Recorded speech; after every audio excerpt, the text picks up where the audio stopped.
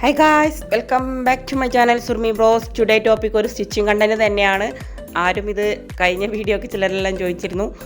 ഇനിയിപ്പോൾ stitching channel ആക്കുകയാണോ, stitching content മാത്രമാണോ upload ചെയ്യുന്നതെന്ന് ഒരിക്കലും അല്ല. നിങ്ങൾക്ക് ചാനൽ നോക്കിയാൽ അറിയാം, ഞാൻ ഒരിക്കലും എൻ്റെ വീഡിയോസ് ഒരേ കണ്ടന്റിൽ കൊണ്ടുപോയിട്ടേ ഇല്ല. ഇത് നമുക്ക് ഈദിന് അടിച്ചു പൊളിച്ചിടാൻ പറ്റിയിട്ടുള്ള ഒരു ടോപ്പാണ്. സ്റ്റിച്ചിങ് അറിയുന്നവർക്ക് എന്നാൽ ചുരിദാർ കട്ടിങ്ങും സ്റ്റിച്ചിങ് ഒന്നും അറിയാത്തവർക്ക് പെട്ടെന്ന് 10 മിനിറ്റ് കൊണ്ട് ഒരു ചുരിദാർ ടോപ്പ് അടിക്കാൻ വേണ്ടിയിട്ടുള്ളതാണ്. ഇതിന് അളവ് കാര്യങ്ങളൊന്നും അറിയണ്ട. അപ്പോൾ ആ വീഡിയോ നന്നായിട്ട് ഫോളോ ചെയ്യാം. അതുപോലെ കുറച്ച് തടിയൊക്കെ ഉള്ളവർക്ക് അവരുടെ വയറിൻ്റെ ഷേപ്പ് അറിയാതെ ഇടാൻ പറ്റുന്നൊരു അടിപൊളി ടോപ്പും കൂടെയാണിത്.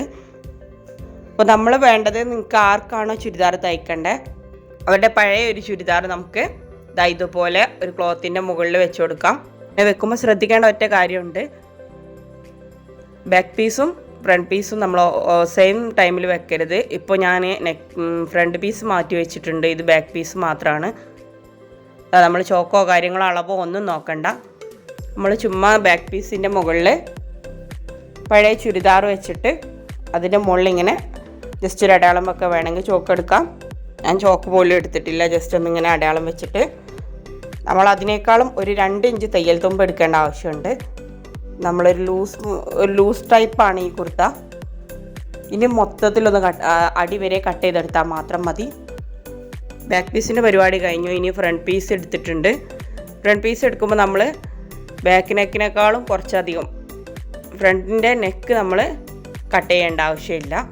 പക്ഷെ ബാക്ക് പീസിനേക്കാളും കുറച്ച് വീതി കൂടുതൽ എടുക്കണം ഫ്രണ്ട് പീസ് എടുക്കുമ്പോൾ.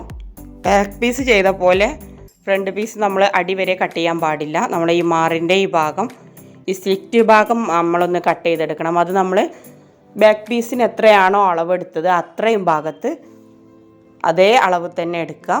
ഞാനിവിടെ എനിക്ക് ഏകദേശം ആ ഒരു അളവ് കറക്റ്റായിട്ട് അറിയാം.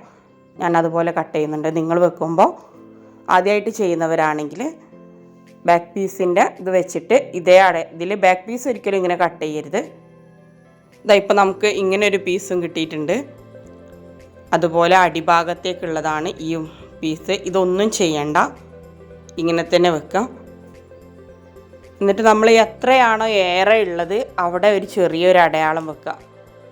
അരികു ഭാഗത്തല്ല, ഈ നടുഭാഗത്താണ് നമ്മൾ ചെറിയൊരു കട്ട് ചെയ്ത്. അത് നമുക്ക് എങ്ങനെ മനസ്സിലാവുക എന്ന് വെച്ചാൽ, നമ്മൾ മുകൾ ഭാഗം ഒന്ന് വെച്ച് നോക്കുക. അതിനേക്കാളും ഏറെയുള്ള കുറച്ച് ഭാഗം നമുക്കിങ്ങനെ ചുളുക്കുകൾ ഇടാനായിട്ട് ഇങ്ങനെ ടോട്ടൽ വെച്ച് നോക്കുമ്പോൾ നമുക്ക് എങ്ങനെ പാകമായിട്ട് വരും അത് നോക്കിയാൽ മതി. ഇത് ചുരിദാർ കാലിൻ്റെ പീസാണ്, ഞാനിതാണ് വെച്ച് കൊടുക്കുന്നത്. ഇനി നിങ്ങൾക്ക് വേണമെങ്കിൽ ലേസ് പീസോ അതല്ലെങ്കിൽ വേറെ ഏതെങ്കിലും പീസോ ഉണ്ടെങ്കിൽ അത് വെച്ച് കൊടുക്കാം.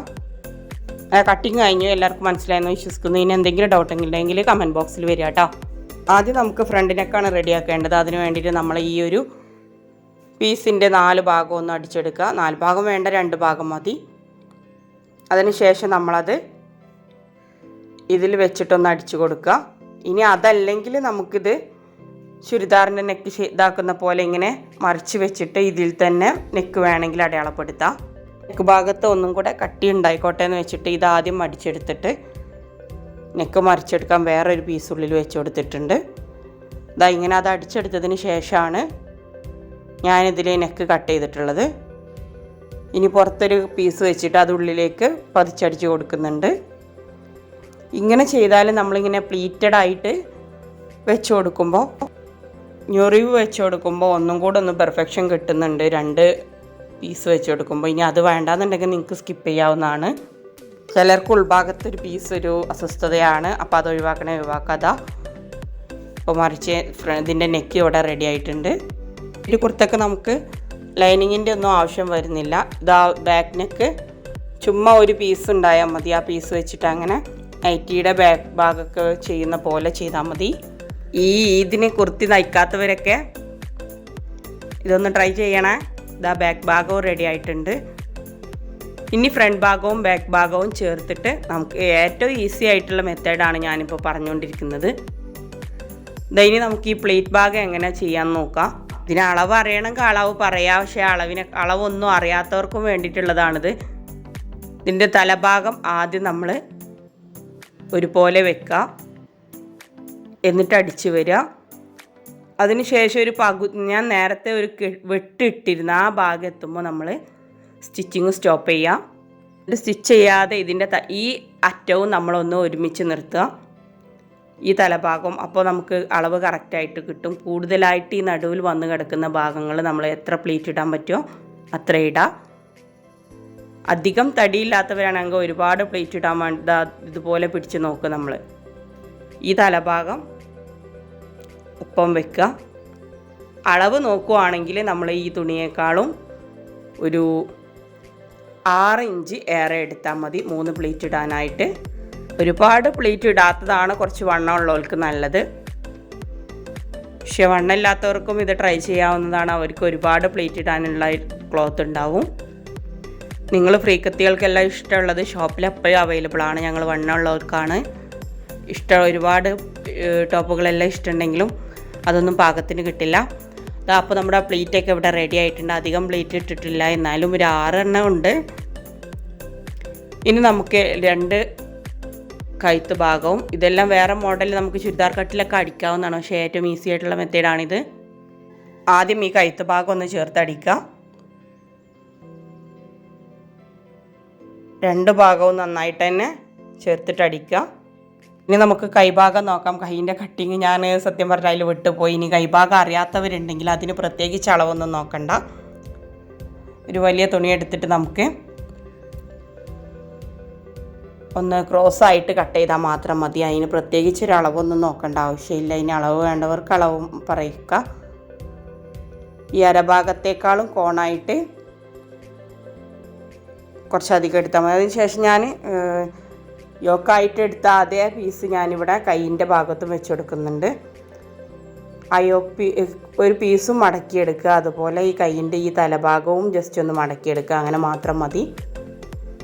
അപ്പോൾ നമുക്കതൊരു ഈ ഒരു കളറായിട്ട് കിട്ടും. വേണമെങ്കിൽ ഈ ഭാഗത്ത് ഒരു അലാസ്റ്റിക് വെച്ചിട്ട് കൊടുത്താൽ നമുക്ക് ബലൂൺ കൈ ആക്കിയിട്ട് എടുക്കാം. പക്ഷേ അലാസ്റ്റിക്കെല്ലാം വെച്ച് എടുത്തത് ഞാനിവിടെ നൈറ്റിയുടെ കയ്യിൽ ഫുൾ സ്ലീവ് ഉള്ളവർ വെച്ച് കൊടുത്ത് അത് കഴിഞ്ഞു. വീഡിയോ എടുക്കാൻ ബാക്കി വെച്ച് ടോപ്പ് അടിക്കാൻ നേരം വൈകി. ഇതിവിടെ അടുത്തു.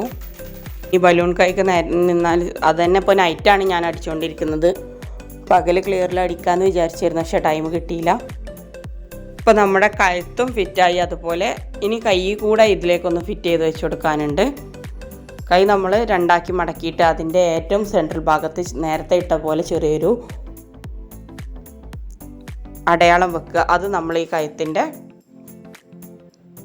കൂട്ടി യോജിപ്പിച്ച ഭാഗത്ത് വെച്ചിട്ട് അടിച്ചു കൊടുക്കുക.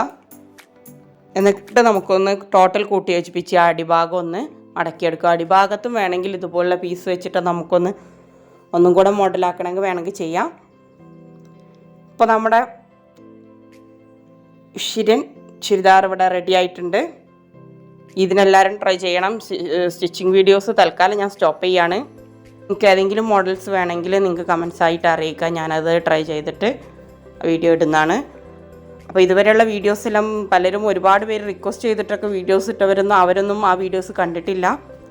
കാണുക. ഇഷ്ടപ്പെട്ടാൽ ലൈക്കും ഷെയറും സബ്സ്ക്രൈബും മറക്കണ്ട. നിങ്ങൾ എന്ത് ഡൗട്ടിനും ഞാൻ കൂടെ ഉണ്ടാവും. അപ്പോൾ ഇനിയൊരു വീഡിയോ ആയിട്ട് വരുന്നത് വരെ താങ്ക്സ് ഫോർ വാച്ചിങ്. ബൈ.